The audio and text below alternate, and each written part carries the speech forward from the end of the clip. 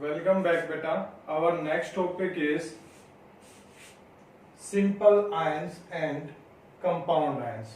जैसा कि नाम दिया गया है आपको यहीं से पता चल जाएगा। सिंपल आयंस मीन्स जो एटम से बनते हैं। एटम जब इलेक्ट्रॉन को गेन और लूज करता है तब जो आयन बनेगा वो होगा हमारा सिंपल आयन।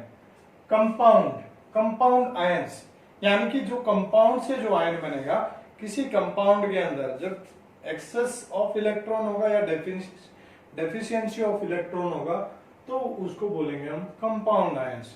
अब कैसे बनेंगे विद एग्जांपल हम इनको डिस्कस करेंगे। क्लियर है? तो आइए करते हैं स्टार्ट।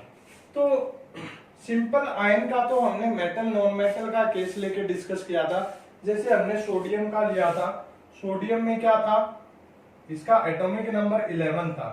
11 एटॉमिक नंबर का मीन्स क्या था कि 11 इसके अंदर प्रोटॉन है और 11 इसके अंदर क्या है, इलेक्ट्रॉन है।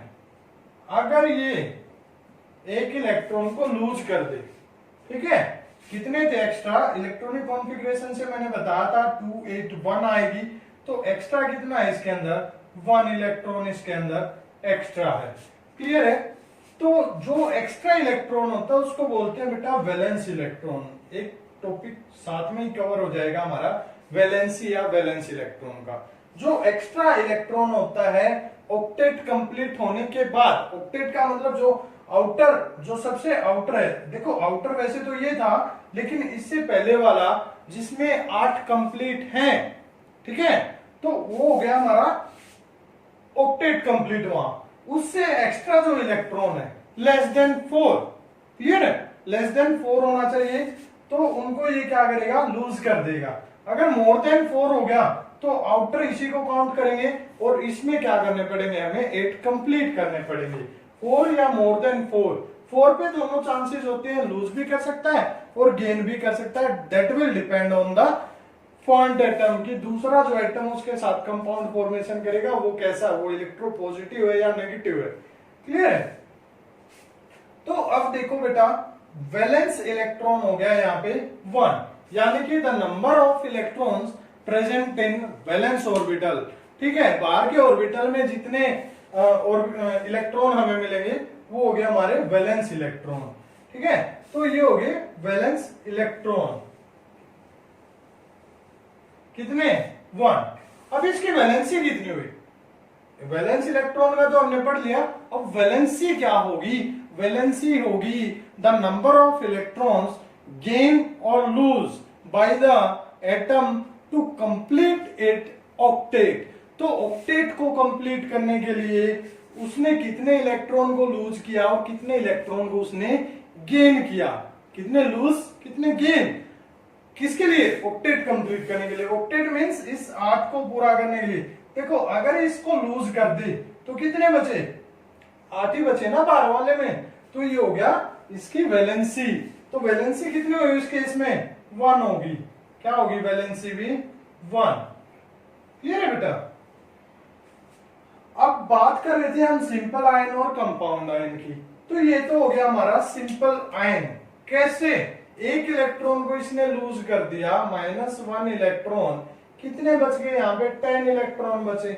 क्लियर है? प्रोटॉन कितने थे, 11। प्रोटॉन कैसा होता है, पॉजिटिव चार्ज पार्टिकल, यानी कि जो पॉजिटिव यूनिट है वो कैसी है, 11 पॉजिटिव यूनिट होगी हमारे पास और 10 होगी नेगेटिव यूनिट। ठीक है, 10 होगी हमारे पास नेगेटिव यूनिट।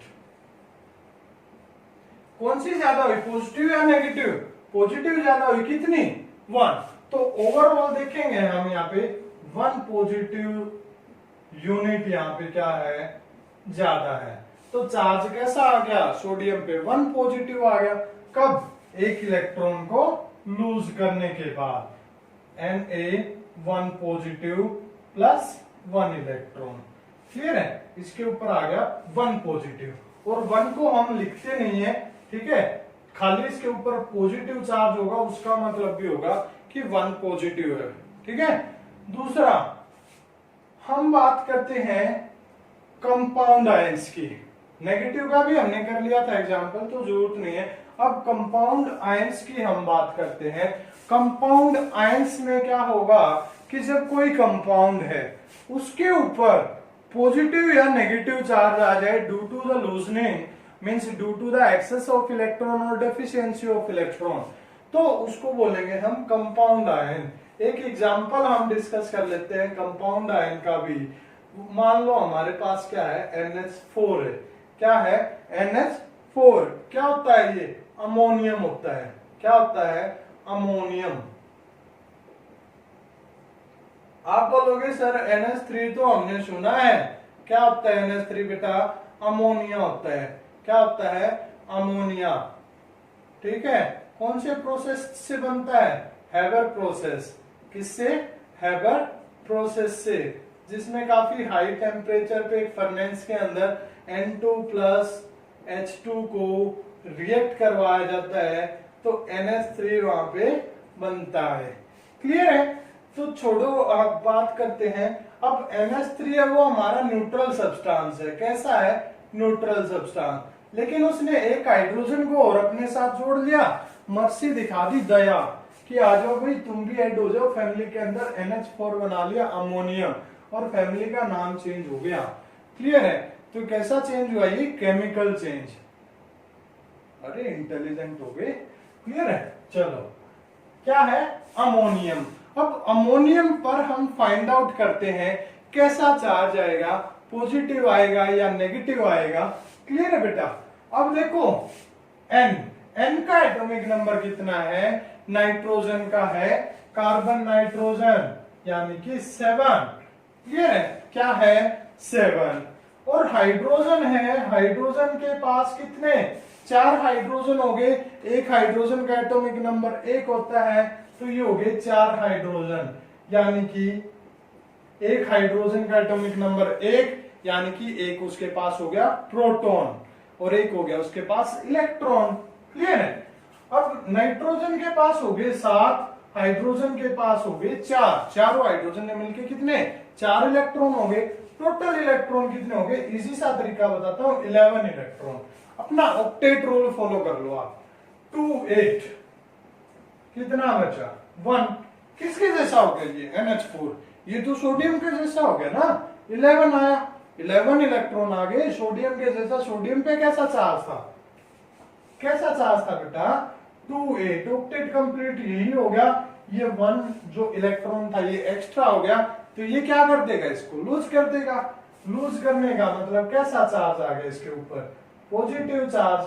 कितना पॉजिटिव? 1। तो इसको कैसे लिखते हैं NH4 को?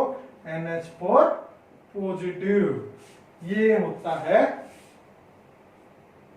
कैसा है? Compound ion.